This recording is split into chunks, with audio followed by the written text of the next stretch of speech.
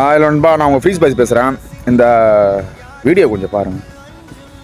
ஒன்று 49-50 பேர் செத்து போனதுக்கப்புறம் விட்டு அடிச்சுட்டு தொடர்நடிங்க மாதிரி ஓடி போன உங்கள் கட்சியை போட்டு போலக்கிறது தான் என்னோட முதன்மை குறிக்கோள். என்டிகே இந்த அலப்புற கிளப்புறன்ற ஒரு இன்ஸ்டாகிராம் இன்ஃப்ளூன்ஸர் இருக்கார். ஒரு நிறைய வீடியோ போட்டிருக்காரு. அது விஜய் பற்றி தான் தப்பாக போட்டிருக்காரு. உனக்கு என்ன தெரியும்? உனக்கு ஃபஸ்ட்டு விஜய் களத்தில் தான் இருந்தாங்க, தளபதி களத்தில் தான் இருந்தார் கரூரில்.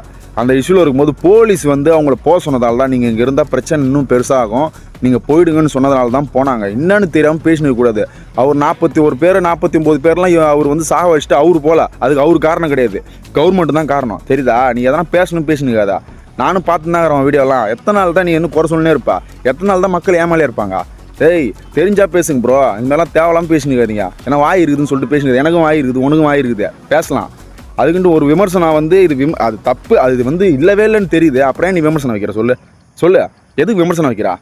அதுதான் இல்லைன்னு தெரிஞ்சு போச்சு. கவர்மெண்ட் கரெக்டாக அது பண்ணலன்னு தெரிஞ்சு போச்சு. எப்படி நீ விஜய் மேலே குறை சொல்லுவா? 10,000 பேர் 1 லட்சம் பேர் 2 கோடி பேர் சொன்னால் தான் நீ கேட்பியா? அதெல்லாம் ஏன்னா கண்டென்ட் இல்லைன்னு சொல்லிட்டு இதுமாரி பேசுங்க தலைவா. பார்த்து பேசு தலைவா. இருந்தாலுமே